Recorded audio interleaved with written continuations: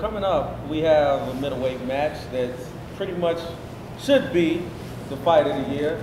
Jacobs and Canelo. What are your thoughts on that fight? I really like Danny Jacobs, and I really like Canelo. If I had to pick,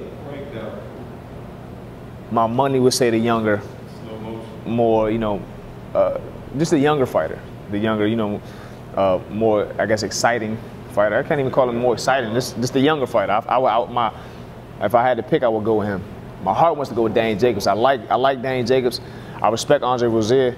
I respect their trainer. I respect Danny Jacobs as a boxer.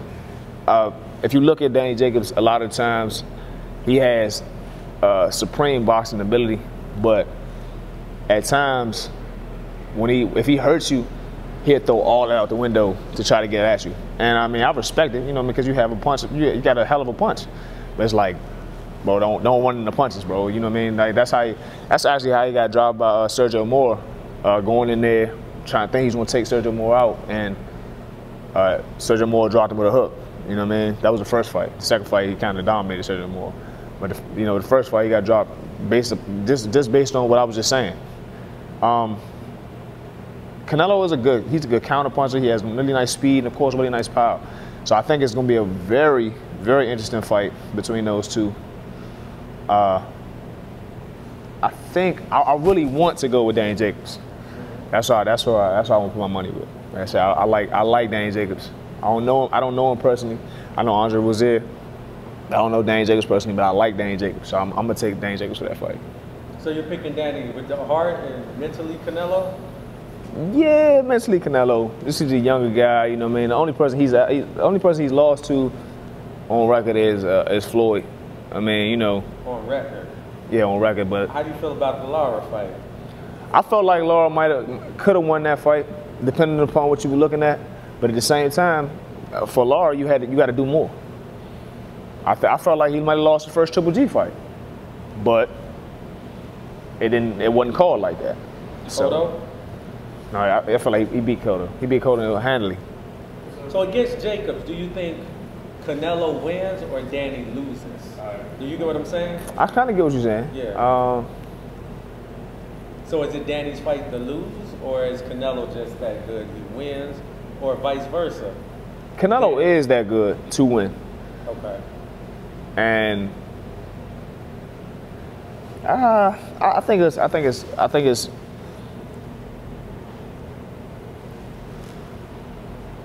Danny. It's a Canelo wins that fight. It's not a Danny Jacobs loses the fight, anything like that. Like, he has skills and everything, but that night the better man is going to win. I'm not saying by far that Canelo is just going to demolish Danny at all. I feel like it's going to be a hell of a fight. I just got to go. I'm going with the younger guy. That's all. Can Jacobs win a decision? Yeah. Cinco de Mayo in Las Vegas. Oh no, actually no. I forgot about that. I don't think if it goes a decision and it's a close fight, they'll give it a draw. Like if Danny really won this fight and it was kind of close, it's a draw. Danny would have to drop him twice. For a draw? Yeah, for a win, he had to drop him twice and completely dominate the entire fight in order for him to get a win. I don't think he's gonna knock Canelo out.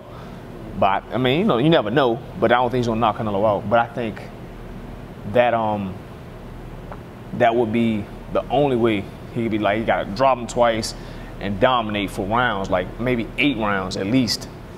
You know what I mean? Plus the 2 knockdowns. So it has to be a complete washing of him. But I think Canelo's better than that. So I don't think that's gonna happen. If it goes to decision and Canelo looks a little bit like Canelo won, Canelo's gonna get the decision. He's a fan favorite. He's the favorite. He was the first on the zone. That's the cash cow. He's gonna get that. He's gonna get that decision all day long. Do you think he has the footwork to keep up with Jacobs? Yeah. Because he gets better each fight. Yeah. His defense after a while became surprising. His chin is incredible. Yeah. Never really seen him hurt. That's true. Keep up with Danny's footwork? Because Danny gets to moving and switching. It could be a difficult night for Canelo. if Danny sticks to that, it will make it difficult for Canelo. But I think Danny Jacobs likes to bang too. Danny knows he can punch, and so when he go, like, if you watch him and Derevchenko, excuse me, I look on Twitter. Somebody said this is like a guy working with his best sparring partner. Yes. You know what I mean? And that's kind of what it was representative of to me too, as well. It was like, I know everything you're gonna do. You're really my young boy, and I'm gonna show you're my young boy. And that's kind of how they treat it. So even with Canelo, it's like, you still a young boy. I mean, he can't, like, sometimes when Danny gets called with shots, he's gung ho, he's ready to bang. I'm not saying he's gonna lose every chance he gets, but you know, like I said, the younger guy might be a little faster than Danny. There's no need to sit and bang with him. What did you think about the Jacobs-Derevchenko fight? Because I remember Derevchenko was supposed to fight Andre, but Andre didn't want the two to fight because he was close with both. Right. He said he was like his nephew. Jacobs. But then he didn't want Derevchenko to fight Dimitri Andre. Oh, really? Because he's close with Dimitri Andre. But Jacobs and Derevchenko in the same camp, and the fight happened. They literally spar together all the time. Yeah. What do you think about that, or do you have an opinion on it? I guess they was just trying to get the money. Yeah. Derevchenko didn't work. Derevchenko left Andre Rozier trained Danny Jacobs. Like, that's my folks. I gotta train. I gotta go with Danny. You know, I guess Derevchenko wanted the money, needed the money. Yeah, he went with Gary Starks, and they all in the same camp. Right. So I don't. I guess that's my only opinion of it. I mean, I guess they needed the money. You know, but I don't think they should have fought somebody out of their own camp for that. You know what I mean? Especially if you can make bigger money with the Dimitri Andre fight. I mean, maybe I'm not sure. Maybe Andre was there, didn't believe he can beat him. Derevchenko could beat Dimitri Andre or something, but I wouldn't. Or maybe he figured he could beat him and didn't want to beat him. I don't know how that worked, but I would have. I felt like I really felt like Andre was there, should have taken that Derevchenko and Dimitri Andre fight. Been a good fight. Yeah, I think it would have been a great fight. What do you think of Derevchenko as a middleweight? Would you say he's an elite middleweight? I don't know about elite, but he's good. He's a good fighter. He's definitely a good fighter. You know, he's definitely technical.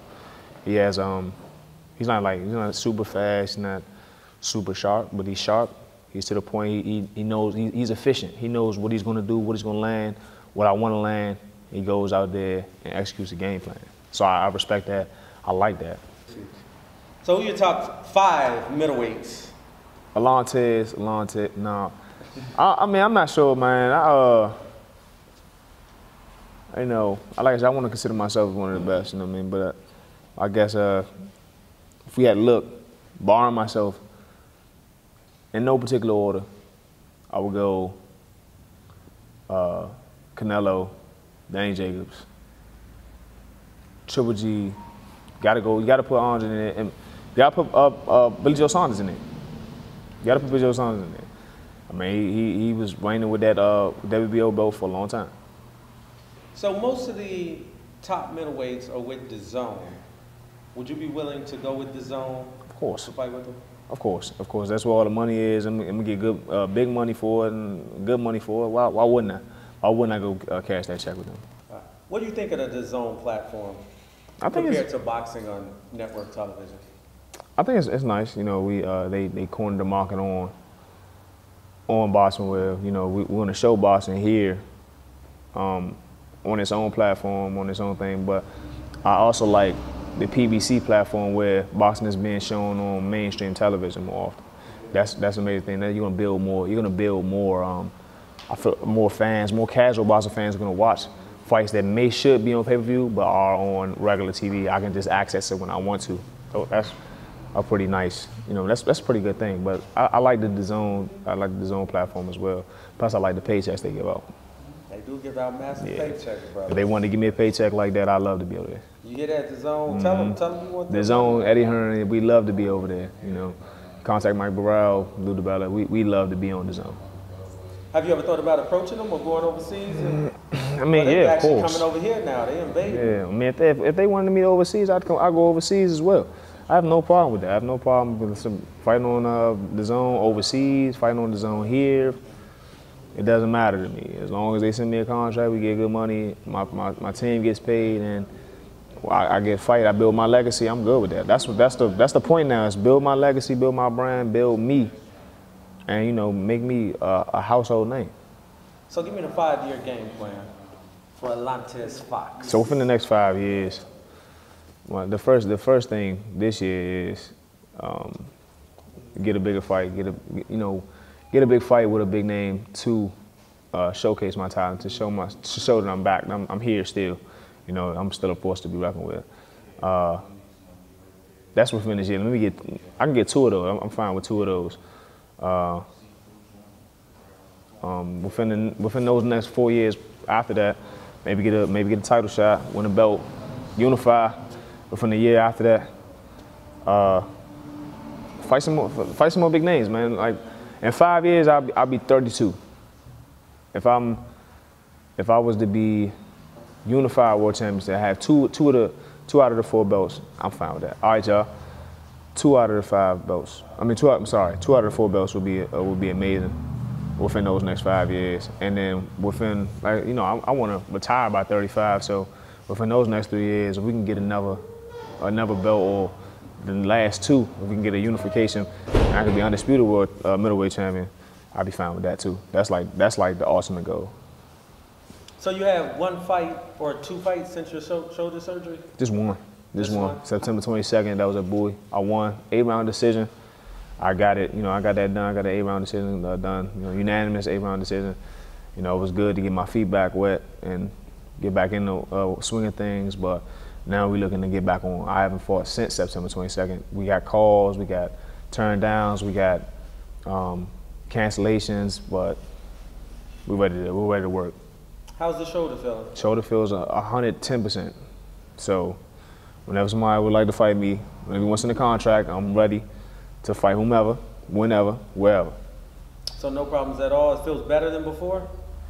I'm not gonna say it feels better, because I don't have my complete full range of motion, but I feel stronger with it. My whole arm feels a lot stronger. I feel like I'm hitting with a more solid hook and jab.